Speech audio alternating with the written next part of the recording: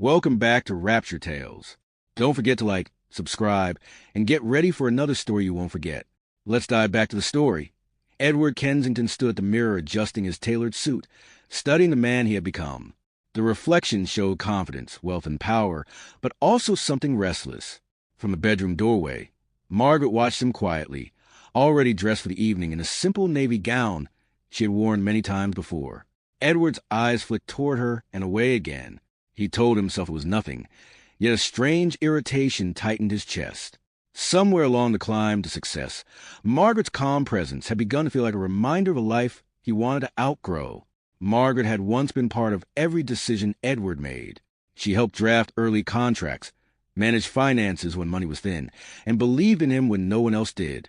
Now, conversations between them had shrunk into polite exchanges about schedules and meals. Edward came home late, distracted, glued to his phone. Margaret noticed everything: the silence, the distance, the way his eyes no longer lingered on her. She said nothing, choosing observation over confrontation. That night, Edward told her there was another business dinner. Margaret smiled and wished him well. When the door closed behind him, her smile faded, replaced by a quiet resolve. She sensed a fracture forming in her marriage, and though the pain settled deep in her chest, she told herself that clarity would come. She only needed patience. Victoria Sloane thrived on attention. When Edward met her at a charity gala, she sparkled beneath the chandeliers, effortlessly commanding the room. She laughed loudly, spoke boldly, and dressed like she belonged on magazine covers. Edward felt alive beside her in a way he hadn't felt in years. She admired his success openly, praised his ambition, and never mentioned sacrifice or history. With Victoria, he was admired without reminders of who he used to be. Their meetings began as excuses: networking drinks, late meetings, industry events. Soon, they became deliberate. Edward started introducing Victoria as his partner at gatherings where Margaret's presence, he claimed, would seem out of place. Each lie came easy in the last. He convinced himself Margaret wouldn't notice, that her simplicity made her blind to betrayal. The arrogance soothed his guilt. Margaret noticed expensive receipts, the unfamiliar perfume, the way Edward avoided her gaze. Still, she waited. Instead of anger, she felt clarity sharpen. She began organizing old documents, emails, and financial records, not for revenge, but for truth. If Edward was building another life, she would understand exactly how and what it cost. Thomas Reed had known Margaret since university. He listened carefully as she spoke, her voice steady despite the weight of her words. She didn't accuse Edward. She simply described patterns, absences, lies, financial irregularities. Thomas didn't interrupt. When she finished, he told her gently that awareness was power and that she should protect herself before confronting anyone. Under Thomas's guidance, Margaret reviewed company records Edward had once trusted her to manage. What she found disturbed her. Funds moved without transparency. Accounts blurred between personal indulgence and business expense. She realized Edward wasn't just betraying her emotionally. He was risking everything they had built. That realization hardened something within her.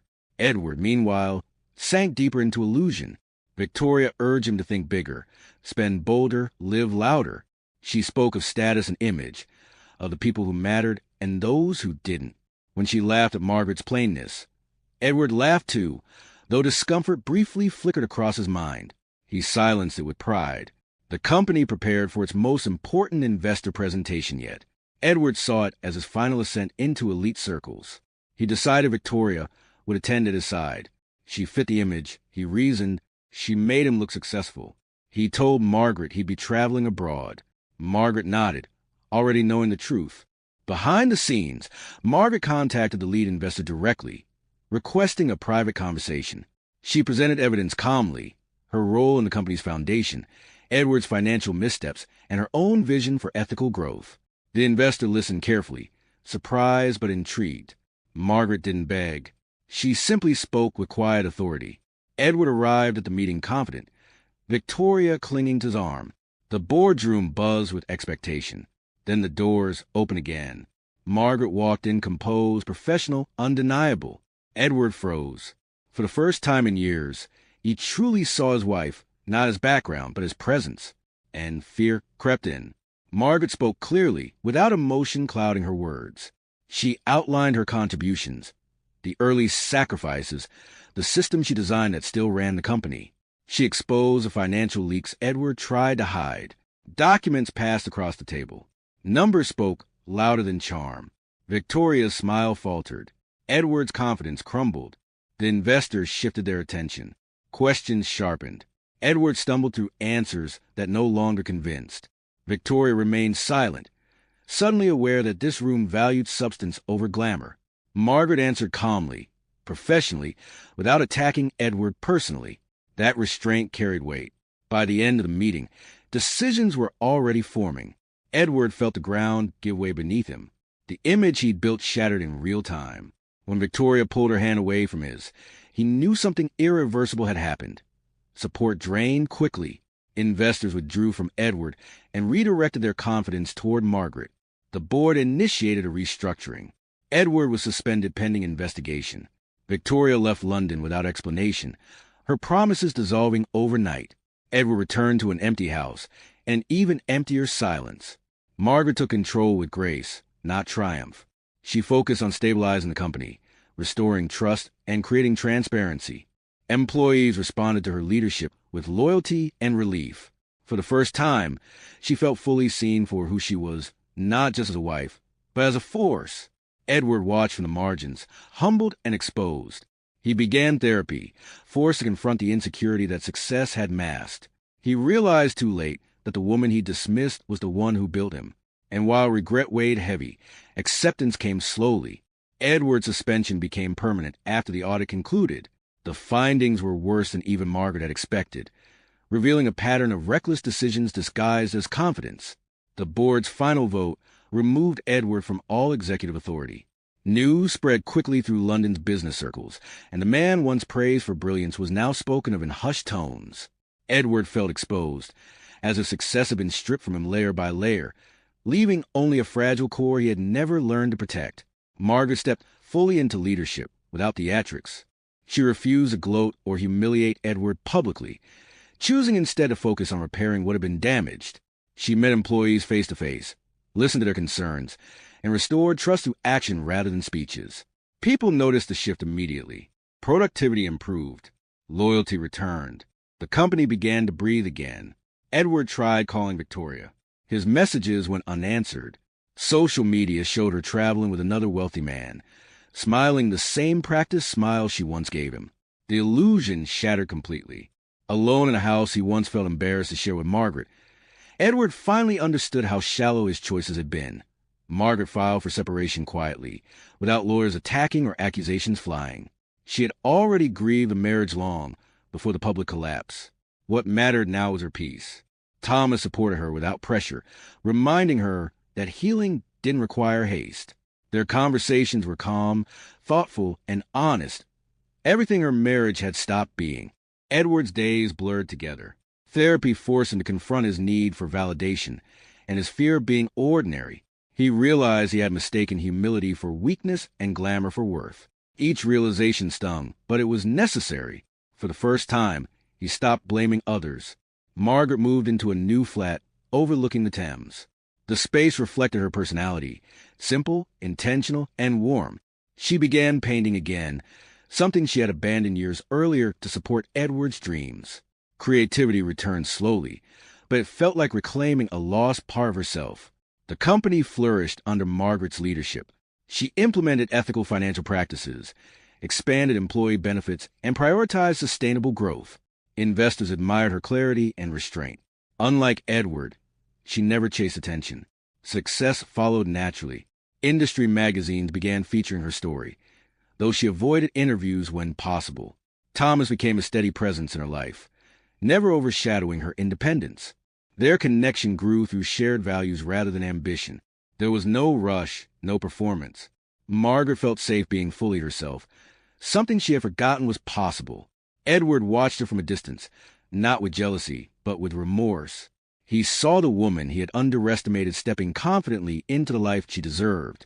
The realization was painful, yet grounding. For the first time, he wished for her happiness more than his redemption.